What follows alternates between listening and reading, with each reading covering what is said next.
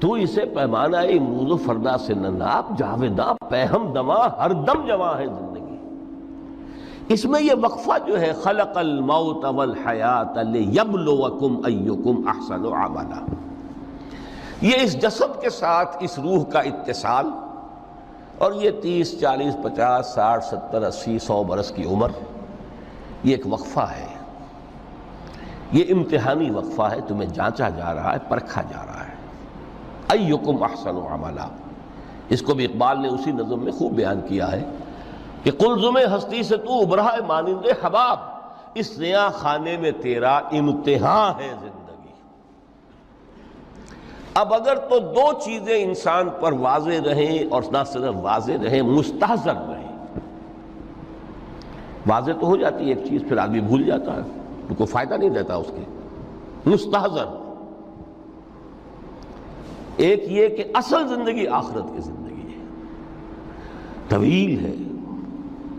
بل توسرون الحیات الدنیا والآخرۃ خیر وابقیٰ، کلا بل تحبون العاجلہ وتذرون الآخرہ، تم اس عاجلہ کو پسند کرتے ہو، اس دنیا کی زندگی کو تم ترجیح دیتے ہو، جبکہ آخرت ہے جو باقی رہنے والی ہے، ابدی۔ اگر تو یہ معلوم ہو، جیسا کہ سورہ عنکبوت کی آیت کے حوالے سے میں نے آپ کو آیت سنائی کہ وما هذه الحیات الدنیا الا لہو ولعب وان الدار الاخرۃ لہی الحیوان لو کانوا یعلمون، اصل زندگی جو ہے وہ آخرت کی زندگی ہے، کاش کہ انہیں معلوم ہوتا۔ ایک حقیقت تو یہ معلوم ہو اور مستحضر رہے کہ اصل زندگی آخرت کی زندگی ہے، اور دوسری حقیقت یہ کہ یہ دنیا کی زندگی ایک امتحانی وقفہ ہے۔ قلزم ہستی سے تو ابھرا ہے مانند حباب، اس نیا خانے میں تیرا امتحان ہے زندگی۔ یہ مستحضر رہے تو اس کا نتیجہ کیا نکلے گا؟ انسان دنیا پرست نہیں بنے گا۔ متاع ہے دنیا، برتنے کی چیز ہے۔ وما هذه الحیات الدنیا الا متاع، برتنے کی چیز ہے، برتو اسے۔ اب میں یہاں آپ کو کچھ حدیثیں بھی سنا دینا چاہتا ہوں۔ ایک حدیث میں حضور نے عجیب نقشہ کھینچا ہے، مالی ولی دنیا، لوگوں مجھے تمہاری اس دنیا سے کیا سروکار، انما مثلی کراکب استظل تحت شجرۃ ثم راح فترکھا، میری مثال تو اس سوار کسی ہے جو تھوڑی دیر کے لیے کسی درخت کے سائے میں سستانے کے لیے رک جاتا ہے، وہ اس درخت کو اپنی منزل نہیں سمجھتا، اپنا گھر نہیں سمجھتا، تھوڑی دیر کا سستانا ہے، پھر وہ اس درخت کو خیر بات کہتا ہے، اپنا راستہ لیتا ہے، اپنی منزل کی طرف رواں ہو جاتا ہے۔ بس اتنا تعلق، منزل یاد رہے۔ چنانچہ ایک دوسری بڑی پیاری حدیث ہے، بہت مختصر بھی ہے، انما الدنیا خلقت لکم وانتم خلقتم للآخرہ، دیکھو یہ دنیا تمہارے لیے بنائی گئی ہے۔ خلق لکم ما فی السماوات و ما فی الارض، قرآن مجید کہتا ہے۔ اس لیے میں نے کہا تھا خلافت ہمیں دینی تھی تو سب کچھ ہمارے لیے بنایا گیا نا، یہ محفل سجائی گئی ہے ہمارے لیے، یہ سب ہمارے لیے بنایا گیا ہے، پورے عالم کو مسخر کیا گیا ہمارے لیے۔ سخر لکم، سورج بھی چاند بھی ہر چیز تمہارے لیے مسخر کی گئی ہے۔ انما الدنیا خلقت لکم وانتم خلقتم للآخرہ، لیکن تمہاری تخلیق ہوئی ہے، تمہیں بنایا گیا ہے، تمہیں پیدا کیا آخرت کے لیے۔ یہ منزل یاد رہے، میرا ٹھکانہ وہ ہے، میرا گھر وہ ہے، میری منزل وہ ہے، یہ راہ گزر ہے، یہ سفر ہے، یہ ایک وقفہ ہے، امتحانی وقفہ ہے۔ خلق الموت والحیات لیبلوکم ایکم احسن عملا۔ لیکن اب تیسری حدیث سنیے، اور یہ ہے وہ کہ جو اس دنیا کو، جو میں نے شروع میں کہا تھا، بڑی ٹھوس حقیقت ہے، یہ اللہ کی تخلیق ہے، سنجیدہ تخلیق ہے، ہم نے کوئی کھیل کود کے لیے تو نہیں بنایا ہے۔ ربنا ما خلقت ھذا باطلا، حضور فرماتے ہیں الدنیا مزرعۃ الآخرہ، دنیا آخرت کی کھیتی ہے۔ یہاں بو گے تو وہاں کاٹو گے، یہاں بو گے نہیں تو کاٹو گے کیا خاک؟ اس اعتبار سے غور کیجئے، یہ دنیا اور حیات دنیاوی کا ایک ایک لمحہ ایک بڑی عظیم حقیقت بن کر سامنے آتا ہے۔ ہماری حیات دنیاوی کا ایک ایک لمحہ ابدی ہے پوٹینشلی، کیوں کہ اس میں جو کچھ ہم کما رہے ہیں اس کے نتائج ابدی زندگی پر پھیلے ہوئے ملیں گے۔ تو گویا کہ یہ جو ہے یہ گھڑی محشر کی ہے، طور سے محشر میں ہے، بیشتر غافل عمل کوئی اگر دفتر میں ہے، یہاں کا ایک ایک لمحہ تمہارے لیے بہت قیمتی ہے۔ یہاں بو، محنت کرو، کاشت کرو تاکہ وہاں کاٹ سکو۔ الدنیا مزرعۃ الآخرہ۔ اب دیکھیے یہ جو انداز ہے قرآن کا، وَمَا الْحَيَاةُ الدُّنْيَا إِلَّا مَتَاعُ الْغُرُورِ، جو ہماری گفتگو کا آج عنوان ہے، اس کے دو نتیجے نکلتے ہیں عملاً۔ ایک نتیجہ جو صحیح ہے، جو قرآن نکالنا چاہتا ہے، جس کی طرف اسلام رہنمائی کرتا ہے۔ ایک ہے بالکل منفی نتیجہ جس کی اسلام نفی کرتا ہے۔ وہ منفی نتیجہ کیا ہے؟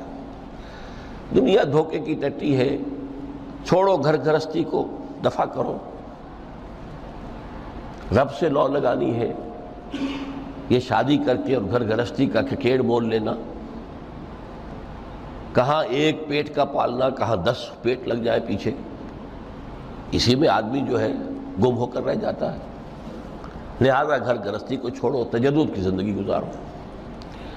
پھر یہ تمدن ہر جگہ شر ہے، برائی ہے، دھوکہ ہے، فریب ہے، جھوٹ ہے، دفع ہو جاؤ، جاؤ کہیں پہاڑوں کی چوٹیوں پر، کہیں غاروں میں، گپھاؤں میں، کہیں جنگلوں میں دھونی روا۔ یہ ہے اس کا ایک منطقی نتیجہ جو نکلا ہے دنیا میں، اور تقریباً تمام مذاہب عالم میں نکلا ہے۔ رہبانیت جس کی جس شد و بد کے ساتھ نفی کی ہے محمد رسول اللہ صلی اللہ علیہ وسلم، لا رہبانیت فی الاسلام، اسلام میں کوئی رہبانیت نہیں، نفی ہے، مکمل نفی، لا رہبانیت فی الاسلام۔ فرمایا کہ النکاح من سنتی، یہ میری سنت ہے، میرا طریقہ ہے، گھر گھرستی کی زندگی اختیار کرنا یہ میری سنت ہے۔ 3 صحابہ پر کچھ اسی طرح کا غلبہ ہو گیا تھا۔ صحابہ میں ہر طرح کے لوگ تھے، ان میں وہ لوگ بھی تھے کہ جو بڑے ریشنلسٹ تھے، عقل کے حوالے سے بات سمجھنے والے۔ حضرت عمر کو ہم کہہ سکتے ہیں کہ سر خیل تھے ان کی رضی اللہ تعالیٰ۔ کچھ درویش منش لوگ بھی تھے، کچھ پر یہ تقویٰ کا اور درویشی کا بہت زیادہ غلبہ ہو گیا تھا، مغلوب الحال ہم انہیں کہہ سکتے ہیں۔ حضرت عبداللہ ابن عمرو بن العاص رضی اللہ تعالیٰ عنہما، ایک عجیب سائملٹینیس کنٹراسٹ ہے باپ اور بیٹے میں۔ عمرو بن العاص بہت بڑے سیاستدان، مدبر، عرب نے چوٹی کے جو 3 سیاستدان پیدا کیے ان میں سے ایک عمرو بن العاص ہے، واریر، کانکرر، سیاستدان۔ لیکن عبداللہ ابن عمرو بن العاص بالکل درویش، روزانہ روزہ ساری رات کھڑے ہیں، نہ بیوی سے کوئی سروکار، نہ کسی سے کوئی سروکار۔ حضور کو اطلاع ملی، بلا لیا، جواب طلبی ہو گئی، یا عبداللہ اولم اخبر انک تصوم الدہر وتقوم اللیل، اے عبداللہ مجھے یہ خبر دی گئی ہے تم ساری رات کھڑے رہتے ہو، روزانہ روزہ رکھتے ہو، کیا کہتے ہیں؟ جی حضور ایسا تو ہے۔ لا تفعل، مت کرو ہرگز۔ فإن لنفسك عليك حقا وإن لزوجك عليك حقا وإن لزورك عليك حقا، دیکھو تم پر تمہارے اس جسم کا اور نفس کا بھی حق ہے، اسے آرام بھی دو، اس کی ضروریات بھی پوری کرو، اس کی دیکھ بھال بھی کرو، یہ بھی تمہارے پاس امانت ہے اللہ کی۔ پھر تم پر تمہاری بیوی کا حق ہے۔ کسی صحابی نے دیکھا تھا حضرت عبداللہ ابن عمرو بن العاص کی بیوی کو کہ وہ بالکل جیسے کہ میلی کچیلی حالت میں تھی، پوچھا ہی کیا حال بنا رکھا؟ ان کا کہ آپ کے دوست کو تو کوئی غرض ہے ہی نہیں سرے سے. ظاہر بات ہے کہ مسلمان بیوی اور کس کے لیے وہ سنگھار کرے گی جب شوہر ہی کو کوئی دلچسپی نہ ہو، اس سے غرض ہی نہ ہو. لا تفعل. رات کو سو بھی دیکھو مجھے، میں رات کو سوتا بھی ہوں، نماز پڑھتا بھی ہوں، میں روزے رکھتا بھی ہوں، ناغے بھی کرتا ہوں. دیکھو زیادہ سے زیادہ ہفتے میں دو دن روزے رکھ لیا کرو کہ حضور مجھے اور تھوڑی سی اجازت. اچھا ایک دن ناغا، ایک دن روزہ، صوم داؤد، اس سے آگے کی اجازت نہیں. اسی طرح 3 حضرات سراسراہتن آتا ہے حدیث میں، بخاری شریف کی روایت ہے، ان پر بھی کوئی ایسا ہی غلبہ ہوا رہبانیت کا اور ترک دنیا کا. انہوں نے آ کے ازواج مطہرات سے معلوم کیا آپ کتنی رات نماز پڑھتے ہیں، کتنا دو سوتے ہیں، مہینے میں کتنے آپ روزے رکھتے ہیں نفلی. انہوں نے کوئی وہاں تو کھلی کتاب تھی سیرت محمدی صلی اللہ علیہ وسلم، جو کچھ تھی حقیقت بیان کر. اب دیکھیے ایک عجیب ذہنیت، انہوں نے دیکھا کہ یہ تو کم ہے، ان کے اندازے کے اعتبار سے تو بہت کم ہے، لیکن یہ کہ اپنے آپ کو ذرا تسلی، حضور کی تو کوئی ضرورت نہیں ہے، آپ تو معصوم ہیں، آپ کے سے کوئی گناہ نہیں ہوا، کوئی خطا نہیں ہوئی، آپ کے لیے تو یہ اتنی عبادت ہمارے لیے تو کافی نہیں ہے، ہم تو گناہ گار ہیں.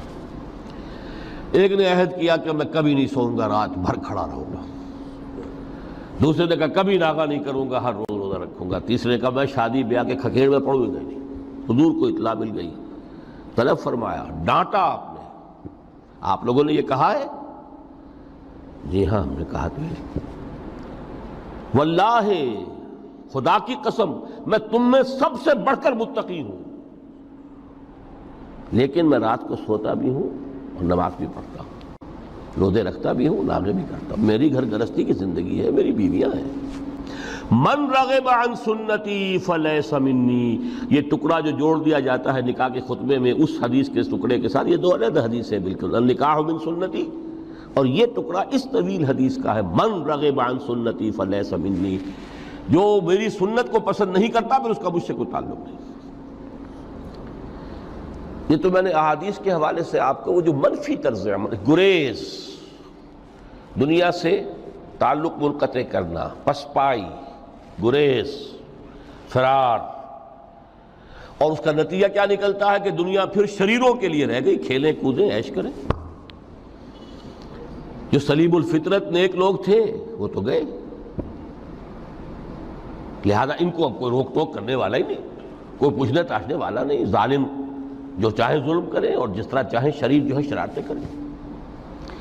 قرآن مجید میں سورہ حدید اس اعتبار سے نہایت عظیم صورت ہے، نہایت عظیم صورت ہے کہ وہاں یہ آیت بھی بہت ہی شاندار انداز میں آئی ہے، متاع الغرور والی، خاصی طویل آیت بن کر آئی ہے. اور جیسا کہ میں نے عرض کیا 4 جگہ تو حیات دنیاوی کو کہا گیا ہے صرف لہو و لعب یا لعب و لہو، لیکن یہاں جو ہے آیت نمبر 20، اعلموا انما الحیات الدنیا لعب و لہو و زینت و تفاخر بینکم و تکاثر فی الاموال والاولاد. 5 الفاظ کے حوالے سے اس حیات دنیاوی کے کچھ حقائق بیان کیے گئے. عام طور پر سرسری طور پر لوگ گزر گئے ہیں. محاورتاً جب بھی آتا ہے معاملہ لہو و لعب، لعب و لہو، وہ تو 4 جگہ ہے، یہاں 3 الفاظ مزید آئے ہیں. اور ترکیب کیا ہے؟ پہلے لعب ہے پھر لہو ہے. سورہ عنکبوت میں لہو و لعب یہ در حقیقت ایک طرح سے محاورے کی شکل اختیار کر گیا، تماشا اور کھیل، لیکن نہیں، یہاں ترتیب کچھ اور ہے. اس پر اگر آپ غور کریں گے تو یہ ایک عجیب سا نقشہ سامنے آتا ہے. حیات دنیاوی کے 5 ادوار، جن میں سے ہر دور میں ایک شے انتہائی اہم ہوتی ہے، توجہ کا مرکز بنی ہوتی ہے. ابتدائی دور ہے، بالکل بچہ بھی ہے، کھیل، بس لعب، اس کے سوا اسے کوئی زندگی سے سروکار ہی نہیں. زندگی کے تلخ حقائق ابھی اسے معلوم نہیں. بھوک لگی تو رو پڑے، ماں نے دودھ پلانا ہے، کھلانا ہے، ان سے تو کچھ نہیں کرنا اس نے. وہ لعب، کھیل. لیکن تھوڑا سا آگے چلتے ہیں، ٹین ایجر سٹیج میں جب داخل ہوتا ہے آدمی تو اب وہ نرا کھیل، معصومانہ کھیل نہیں رہتا، اس میں تلذذ، سینشول گریٹیفیکیشن کا عنصر شامل ہو جاتا ہے۔ اب اس نے کہا لہو، اعلموا انما الحیات الدنیا لعب و لہو۔ ذرا آگے بڑھیے تو انسان پر سب سے زیادہ دھن سوار ہو جاتی ہے، بناؤ سنگھار، میرا لباس فیشن کے مطابق ہو، کہیں ایسا نہ ہو مذاق اڑے۔ اپنے لباس کے بارے میں بہت کانشیس ہوگا، اپنے ہیئر کٹ کے بارے میں بہت کانشیس ہوگا، ہر چیز کے بارے میں بہت کانشیس۔ زینت، بناؤ سنگھار، آرائش، زیبائش۔ اس سے ذرا آگے گئے، تکاثر فی الاموال والنہر، تفاخر بینکم۔ یہ سمجھیے کہ تقریباً 30 برس کی عمر جب انسان کی ہوتی ہے، اب فخر، تفاخر، یا دولت پر فخر ہوگا، یا نسب پر فخر ہوگا، یا اپنی کسی سیاسی حیثیت پر فخر ہوگا، اپنی چودراہٹ پر فخر ہوگا۔ تفاخر بینکم، جسم میں جان میں چونکہ توانائی ہوتی ہے، قوت ہوتی ہے، لیکن اس کے بعد جب عمر ڈھلی بڑا ریئلسٹک ہو جاتا ہے انسان۔ پھر یہ جو چوتھی سٹیج تھی، اس میں تو یہ کہ مونچھ نیچی نہ ہو، چاہے سب کچھ میں اپنا خرچ کر دوں، داؤ پہ لگا دوں، لیکن مونچھ نیچی نہیں ہوگی۔ آخری سٹیج وہ ہوتی ہے کہ پھر ہوکا لگ جاتا ہے آدمی کو، تکاثر فی الاموال والاولاد، مال اور اولاد کی کثرت کثرت کثرت۔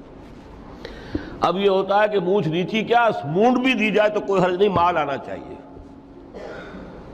Very realistic. اور اسی حال میں انسان ہوتا ہے۔ آخری پارے کی صورت نے پھر اس میں ایڈ کر کے اس کے اوپر مہر لگا دی، الہاکم التکاثر حتی زرتم المقابر۔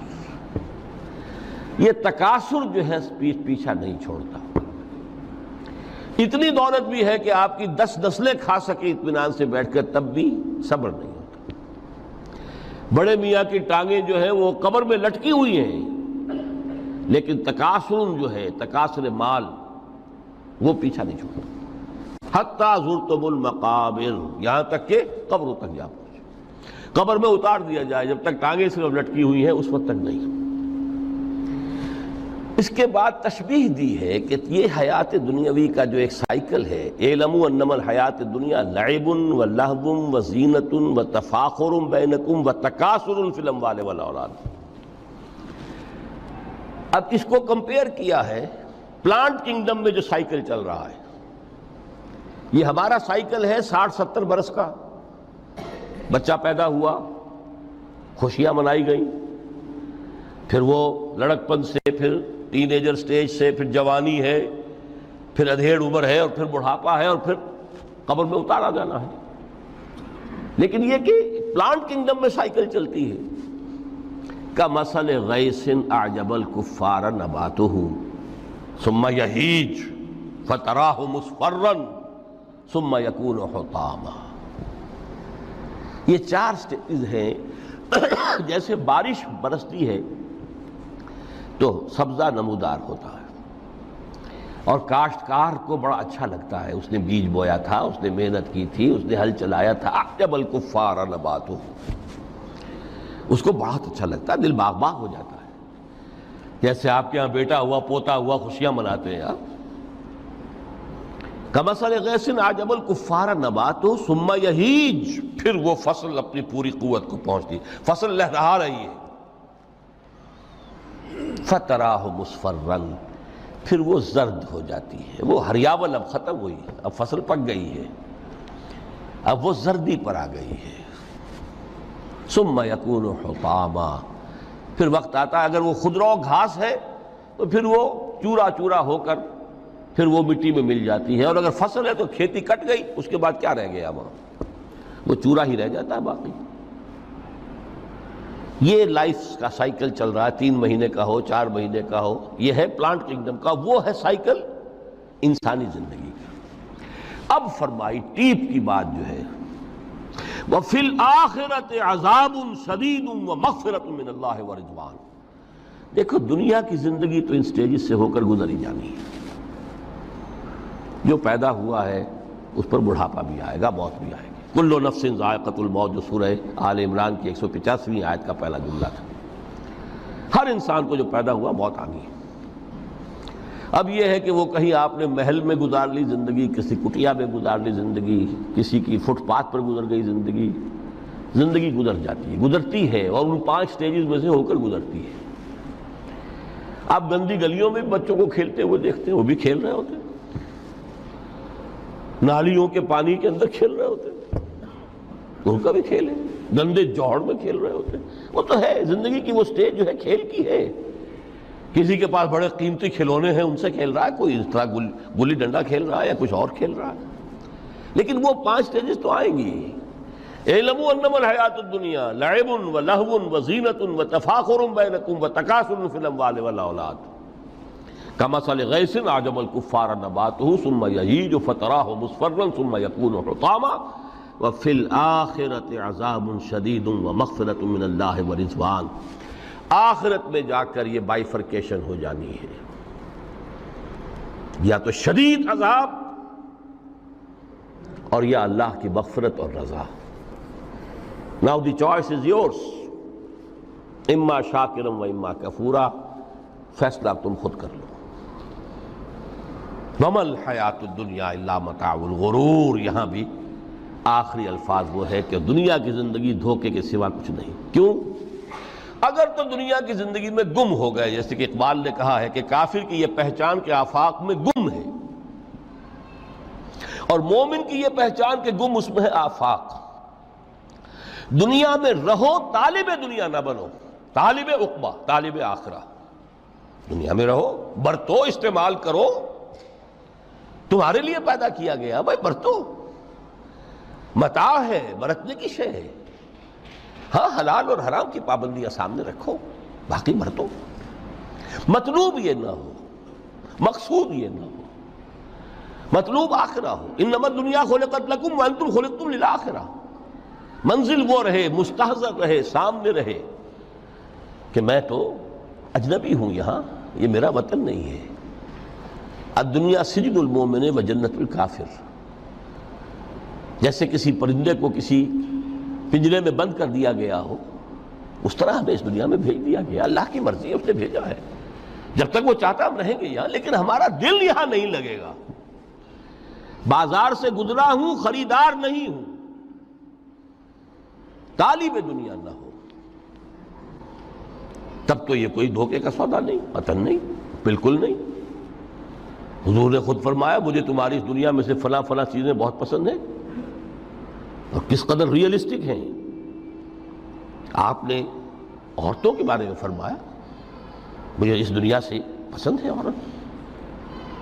کوئی تصنع اور کوئی بھی تکلف اور کوئی خلاف فطرت بات نہیں کی محمد رسول اللہ صلی اللہ علیہ وسلم۔ آنکھوں کی ٹھنڈک میری نماز میں ہے، مجھے خوشبو پسند ہے۔ عورت کی طرف بھی آپ کا رجحان تھا۔ قرآن مجید میں آتا ہے نا، اے نبی اب کوئی اور نکاح آپ نہیں کریں گے۔ وَلَوْ أَعْجَبَتْكَ حُسْنُهُنَّ، چاہے ان کا حسن جو ہے وہ آپ کو اچھا لگے، اب اجازت نہیں ہے مزید، بس فل سٹاپ، جتنے نکاح ہو چکے۔ تو یہ دنیا کو حضور نے صلی اللہ علیہ وسلم دنیا پر سوار رہو، دنیا کو اپنے اوپر سوار نہ ہونے دو، بس بات صرف یہ ہے۔ کافر کی یہ پہچان کہ آفاق میں گم ہے۔ اسی لیے سورہ کہف کا ایک مرکزی مضمون ہے، پہلے رکوع میں بات آتی ہے اِنَّا جَعَلْنَا مَا عَلَى الْأَرْضِ زِینَةً لَهَا لِنَبْلُوَهُمْ أَيُّهُمْ أَحْسَنُ عَمَلًا۔ ہم نے اس دنیا پر جو کچھ ہے، یہ اسکائی اسکریپرز بن گئے ہمارے زمانے میں، اور یہ شاندار بلڈنگز ہیں، اور یہ کچھ ہے، ہم نے زینت اور زیبائش اور آرائش بنا دیا ہے تاکہ آزمائیں۔ انہی کے حسن کے شکار ہو جاتے ہو اور ان کے پرستار بن کر رہ جاتے ہو۔ رخ روشن کے آگے شمع رکھ کر وہ یہ کہتے ہیں ادھر جاتا ہے دیکھیں یا ادھر پروانہ آتا ہے، پھر بھی اللہ ہی کے عاشق بنے رہو، اللہ ہی سے محبت کرو تو کامیاب ہو گئے۔ دنیا کو برتو. اگر دنیا یہ عروس ہزار داماد جو ہے اگر کہیں یہ محبوبہ بن گئی تو گئے ختم. اچھا دیکھیے اس سورہ حدید میں اب یہ دنیا کی حقیقت کو اس طرح بیان کر کے دو نتیجے جو اس سے نکلتے ہیں ان کو علیحدہ علیحدہ بیان کر دیا. ایک نتیجہ جو میں بیان کر چکا رہبانیت ترک دنیا، اس کی نفی کرتے ہوئے فرمایا وَلَقَدْ أَرْسَلْنَا نُوحًا وَإِبْرَاهِيمَ وَجَعَلْنَا فِي ذُرِّيَّتِهِمَا النُّبُوَّةَ وَالْكِتَابَ فَمِنْهُمْ مُهْتَدٍ وَكَثِيرٌ مِّنْهُمْ فَاسِقُونَ ثُمَّ قَفَّيْنَا عَلَىٰ آثَارِهِمْ بِرُسُلِنَا وَقَفَّيْنَا بِعِيسَى ابْنِ مَرْيَمَ وَآتَيْنَاهُ الْإِنجِيلَ وَجَعَلْنَا فِي قُلُوبِ الَّذِينَ اتَّبَعُوهُ رَأْفَةً وَرَحْمَةً وَرَهْبَانِيَّةً ابْتَدَعُوهَا مَا كَتَبْنَاهَا عَلَيْهِمْ. اصل مضمون یہ تھا جس کے لیے تمہید اتنی لمبی باندھی. ہم نے نوح کو بھیجا، ابراہیم کو بھیجا، ان کی اولاد میں ہی نبوت اور کتاب رکھ دی. پھر ان کے نقش قدم پر ہم نے اٹھایا عیسیٰ ابن مریم کو، انہیں انجیل دی، اور جو لوگ ان پر ایمان لائے ان کے دلوں میں رحمت اور رافت کے جذبات پیدا کر دیے، انسانی ہمدردی. حضرت عیسیٰ کا جو اپنا مزاج تھا ظاہر بات ہے کہ آپ کے حواریین اور آپ پر ایمان لانے والوں میں اسی کا ایک عکس پیدا ہونا تھا، لہذا وہ ایک خاص کیفیت. لیکن فرمایا ایک شے کو انہوں نے بدعت کے طور پر ایجاد کر لیا، وَرَهْبَانِيَّةً ابْتَدَعُوهَا مَا كَتَبْنَاهَا عَلَيْهِمْ. رہبانیت کی انہوں نے بدعت ایجاد کر لی، یہ انہوں نے کی ہے، ہم نے یہ ان پر فرض نہیں کی تھی. یہ ہے وہ منفی نتیجہ. گریز، خانقاہوں میں جا کر بیٹھ جاؤ، موناسٹسزم، تجرد کی زندگی گزارو. نتیجہ اس کا کیا نکلتا ہے کہ بظاہر راہب اور راہبائیں رہ رہی ہیں اور رہ رہے ہیں، اور اندر جو حرام کاری کے بازار چل رہے ہیں، اور تہخانوں کے اندر حرامی بچوں کی قبروں کے قبرستان بنے. ہسٹری آف کرسچین موناسٹسزم پر کتابیں پڑھ لیجیے، خود انہوں نے اپنے سارے جو ہیں بخیے ادھیڑ کر خود رکھ دیے. یہ رہبانیت یہ اسلام کا راستہ نہیں ہے. احادیث کے حوالے سے میں آپ کے سامنے پہلے بیان کر چکا ہوں. میں بعد میں تھوڑا سا عرض کروں گا کہ ہمارے ہاں بھی یہ رسم کیوں آئی اور کیسے آئی. الحمدللہ اس درجے میں نہیں آئی جس درجے میں کہ کرسچینٹی میں آئی ہے، الحمدللہ ثم الحمدللہ، لیکن کسی درجے میں اگر آئی ہے تو کیوں آئی ہے یہ میں بعد میں عرض کروں گا. لیکن اس کا مل حیات الدنیا الا متاع الغرور کا دوسرا نتیجہ کیا ہے؟ پہلا نتیجہ تھا گریز کا، پسپائی کا، فرار کا، معاشرے سے نکل بھاگنے کا، تاکہ معاشرے میں اشرار کھل کھیلیں، جو چاہیں کریں. ایک راستہ یہ ہے، ترک دنیا کے معنی ہیں ترک لذات دنیاوی، آسائشوں کو ترک کرنا، سختیاں جھیلنا. کس لیے؟ تاکہ دنیا سے ظلم کا خاتمہ ہو، باطل کا تختہ الٹ دیا جائے، ظلم کا استیصال.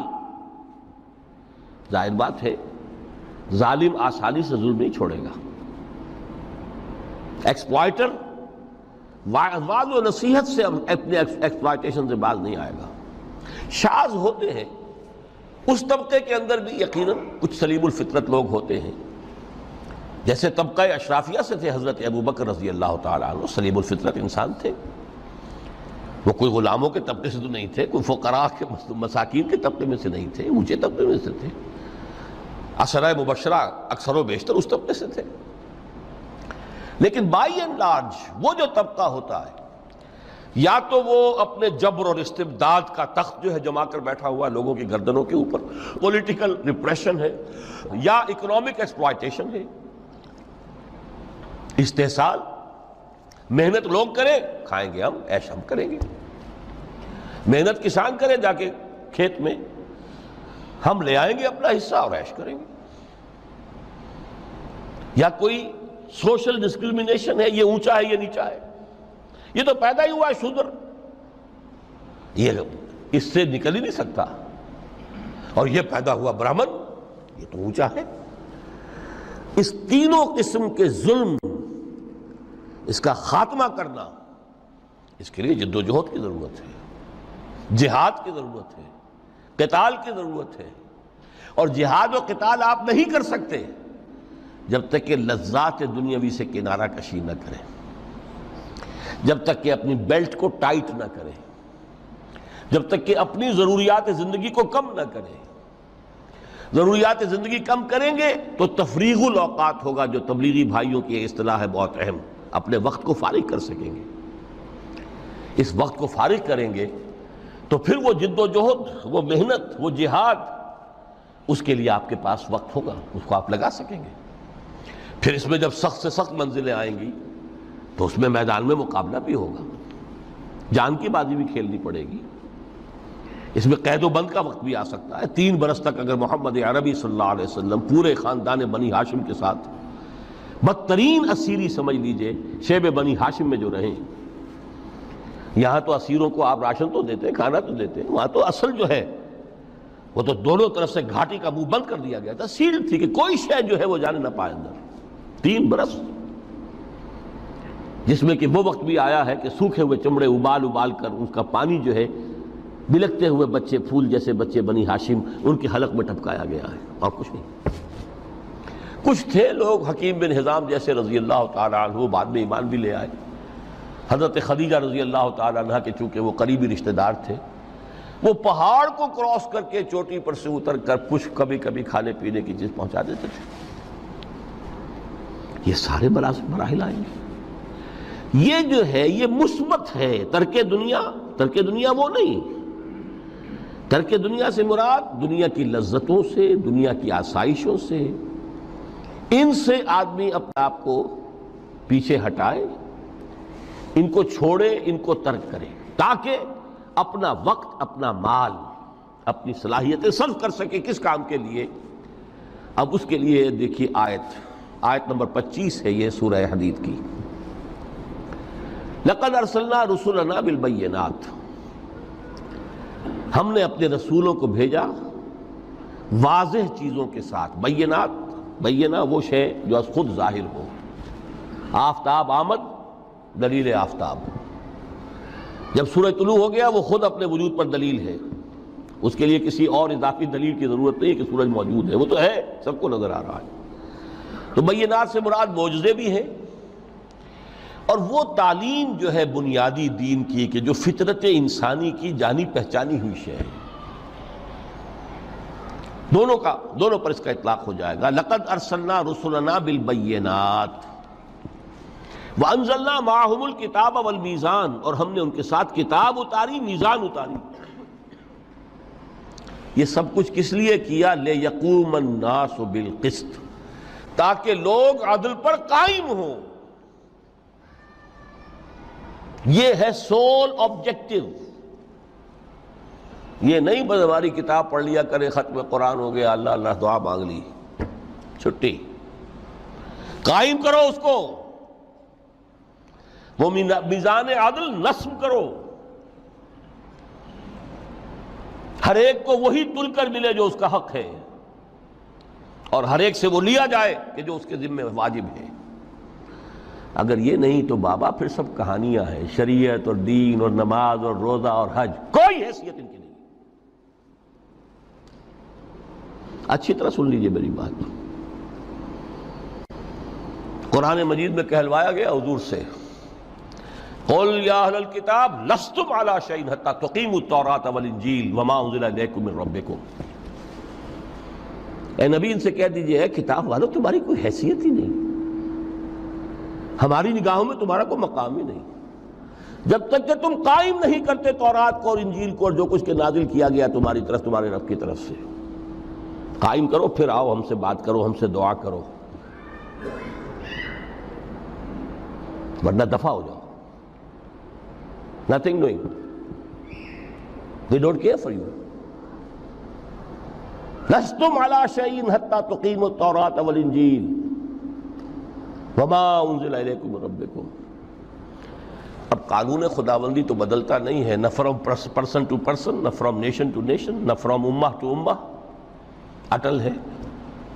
وَلَن تَجِدَ لِسُنَّتِ اللَّهِ تَبْدِيلًا وَلَن تَجِدَ لِسُنَّتِ اللَّهِ تَحْوِيلًا۔ سنت اللہ تو ایک ہے۔ اب اس آیت کو ذرا پڑھیے، قُلْ يَا أَهْلَ الْقُرْآنِ لَسْتُمْ عَلَىٰ شَيْءٍ حَتَّىٰ تُقِيمُوا الْقُرْآنَ۔ وما انزل الیکم من ربکم، کہہ دو اے محمد کہ اے قرآن والو تمہاری کوئی حیثیت نہیں ہے ہمارے سامنے جب تک کہ تم قرآن کو قائم نہیں کرو۔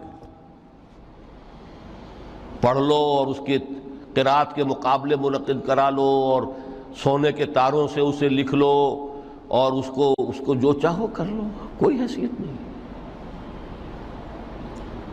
قائم کرو اس قرآن کو، اس کے نظام کو، اس کے قانون کو، جو حضرت ابوبکر نے فرمایا تھا پہلا خطبہ جو دیا ہے آپ نے بیعت خلافت کے بعد، تم میں ہر قوی میرے نزدیک ضعیف ہوگا جب تک کہ اس سے حق وصول نہ کر لوں، اور ہر ضعیف قوی ہوگا جب تک کہ اسے اس کا حق دلا نہ دوں۔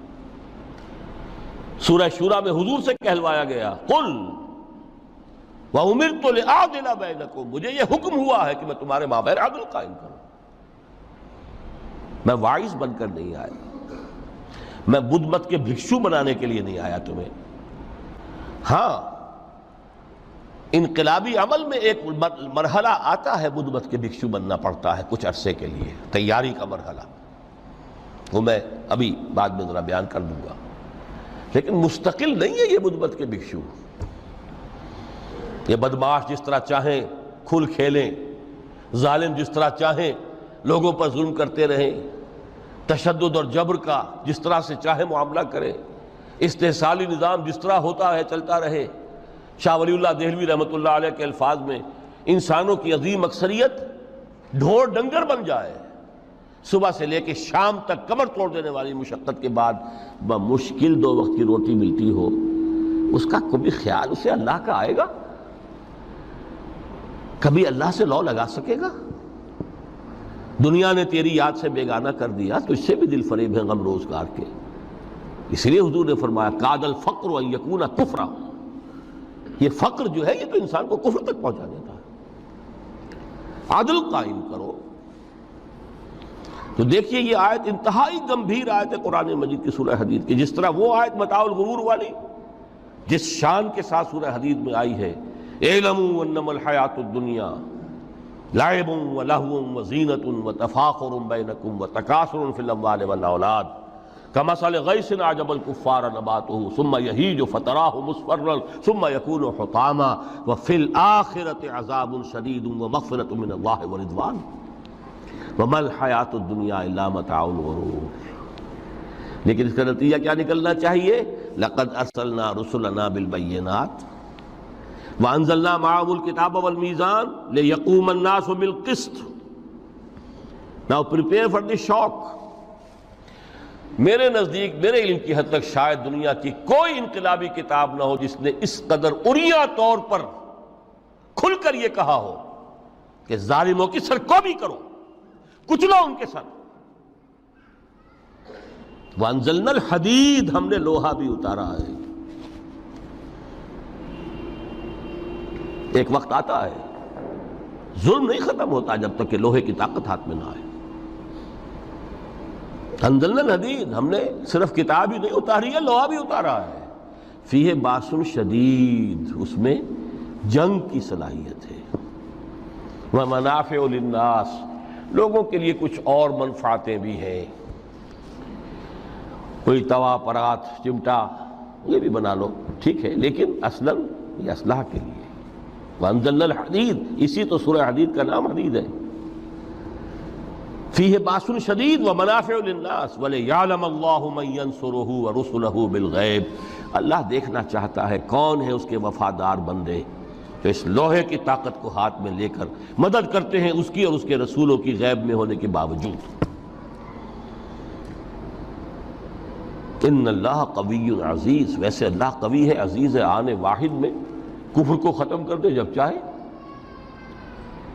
آنے واحد میں ظالموں کا ظلم جو ہے وہ ختم کر کے رکھ دے، وہ سب کچھ کر سکتا ہے۔ لیکن پھر تمہاری آزمائش کیسے ہوگی؟ کیسے معلوم ہوگا ہوز ہو، کس کا کیا مقام تھا، کس کے پاس کتنا یقین کا سرمایہ تھا، کس کے ایمان کی گہرائی اور گہرائی کا کیا عالم تھا، کس نے ہمارے دین کے لیے کیسی کیسی قربانیاں جھیلی ہیں۔ یہ ہے ترک دنیا جو موسٹ پروفاؤنڈ ہے، نتیجہ خیز ہے۔ خیر کو وجود میں لانے کے لیے ہے، لیکن اس کی مثالیں موجود ہیں۔ حضرت مصعب بن عمیر رضی اللہ تعالی عنہ ایام جاہلیت میں کہا جاتا ہے ان کا جوڑا جو ہے شام سے تیار ہو کر آتا تھا، جیسے کبھی مشہور ہے کہ پنڈت نہرو کا بھی کپڑے سل کر آتے تھے پیرس سے۔ موتی لال نہرو کا بیٹا، اور موتی لال نہرو وہ تھا کہ وائس رائے کی پہلی کار آئی ہے ہندوستان میں تو دوسری کار موتی لال کی آئی، اس کا بیٹا، اس کے کپڑے پیرس سے سل کر آتے تھے۔ مصعب بن عمیر کے کپڑے شام سے تیار ہو کر آتے تھے، اور وہ ہمیشہ عطر میں بسے ہوئے ہوتے تھے۔ یہاں سے گزر گئے، معلوم ہوا کہ پوری گلی جو ہے وہ مہک اٹھی، معلوم ہو جائے کہ مصعب گزرا ہے یہاں سے۔ ایمان لائے محمد رسول اللہ پر صلی اللہ علیہ وسلم۔ باپ فوت ہو چکا تھا، اس کی چھوڑی ہوئی دولت تھی، ماں تھی، لیکن وہ خاندان کا نظام، چچا تھا سربراہ، وہ بدترین کافر۔ اس نے پہلے سمجھایا ہوگا 100 طریقے آزما کے، پھر آخری بار اس نے آزمایا کہ جس دولت کے اوپر تم عیش کر رہے ہو یہ تمہارے مشرک باپ کی دولت ہے، نکل جاؤ گھر سے۔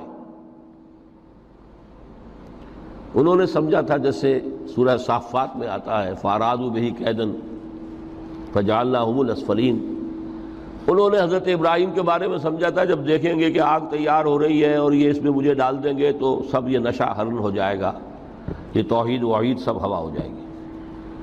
لیکن ہوا کیا؟